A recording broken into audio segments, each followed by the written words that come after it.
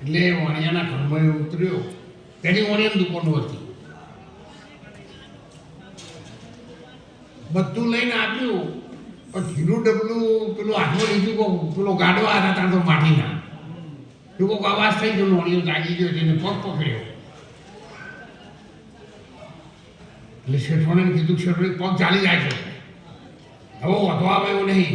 અને એ વખત ચોરને ફાંસીની સજા થતી હતી એ વખત. હું એવું વાપરેલું કહું છું. એટલે પગ પકડ્યો ને એટલે પેલા ચોરને કીધું કે ગુમડા ઉપર ઝાલ્યું છે, દુખાય છે. પેલા બેન કીધું, આ 32 લખણો નેચે રહ્યો, 36 લખણો.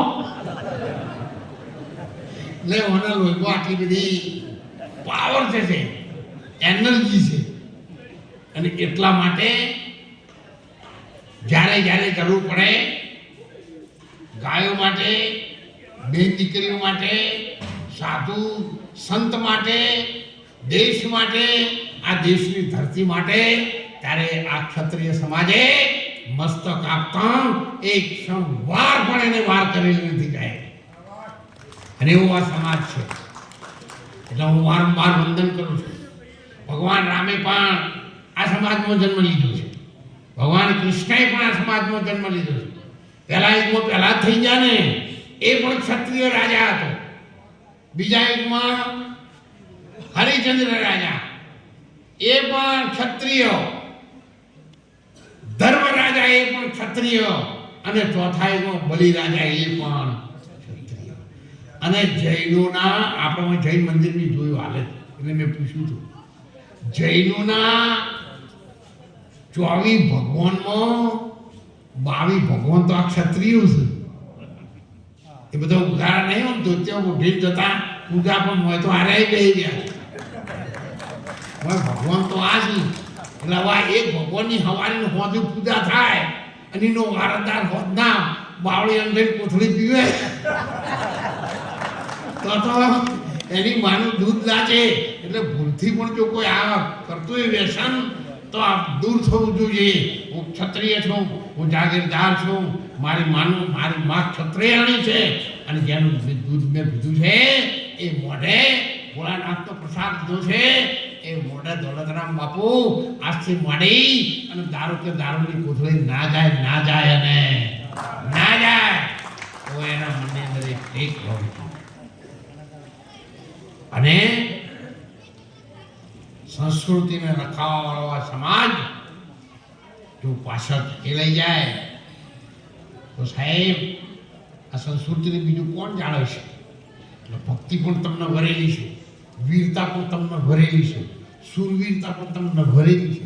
લેવા નહીં જવાનું. હાલરડામાં જીભાઈએ શિવાજીને ગાયું.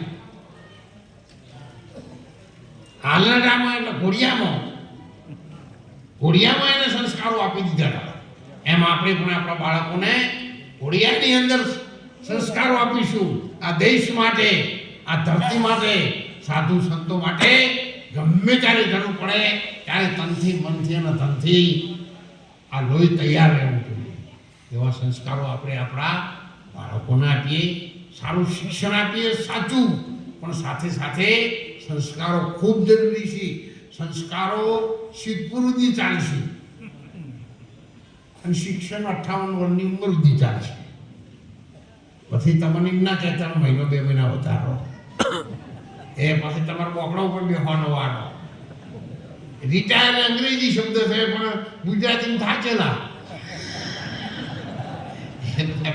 બોકડે થાચેલા આખા ગોમની ઓર રાખી એની બેઠનું મોટું ચમડા હતું. ચિયા ભાઈ ક્યાં જાય, ચિયા હું છે, તમારે આટલી ઉંમર સુધી શું ઓર રાખ કરો? આખી જિંદગી માળા કર્યા ક્ષેત્રોમાં હવે કર્યા બદલે તમે તો માળાઓ બધી ખાતા જ નહીં. એટલે આપણે પણ દીકરીઓને વડીલ તરીકે આપણી જે સેવાની ફરજ આવે છે એને આપણે પૂરી કરી શકીએ. સૌને વિનંતી સાથે કહું છું, આમ તો ખાસ હવે બહાર જતો નથી. ઠંડો પવન લઉં એટલે મને ગમે એવું બધું થઈ જાય છે. પણ આપણા ગામનું નામ પડ્યું એટલે મેં મળવાની પણ ના પાડી હતી કે તમે મને મળવા ન આવો. ચારુક માટે મને બહુ પ્રેમ છે, ભાવ છે. અને એ બધાને જોવું એટલે મારો પોતાનો પરિવાર હોય ને એવો મને ભાવ જાય એટલે મારા અંતરમાં કંઈ હોય બધી વાત પણ હું એમને કરું છું. એટલે એવા પ્રેમથી હું આપની સાથે આવ્યો છું. આમ તો વિશ્વ ભારતીબેનને આવવાના હતા, પણ વિશ્વ ભારતીબેન રણુજા હોવાથી પહોંચી વળાય એવું નહોતું. અને ત્યાં સતત મહેમાનો રોજના 200-500 માણસો આવશે આશ્રમમાં. એટલે કે હું ત્યાં આવીશ એક રાત માટે તો 2-3 દિવસ આખા પાછા થઈ જાય, એટલે આવી શક્યા નહીં. મેં ખાસ વિનંતી કરી 2 દિવસ, પણ જ્યારે મને અહીંયાથી ફોન આવે ને એ દિવસે હું રણુજા હતો જ. એટલે મને એ દિવસે જ એને કહ્યું તમે જઈ આવજો, હું અહીંયા બહારથી માણસો વિશ્વાસે ગાડી લઈને આવે, બેન દીકરીઓ અંદર હોય અને રાત્રે 11 વાગે આવો તો પછી લોકો જાય ક્યાં? એટલે બધી જો બધાને આમંત્રણ પણ છે, ગમે ત્યારે રણુજા જવાનું થાય, બીજ ભરતા હોય, પછી શિવરાત્રિએ જુનાગઢ આવવાનું થાય તો પણ તમે આપણા આશ્રમમાં આવજો. આશ્રમમાં સુંદર વ્યવસ્થા છે, સારી વ્યવસ્થા છે.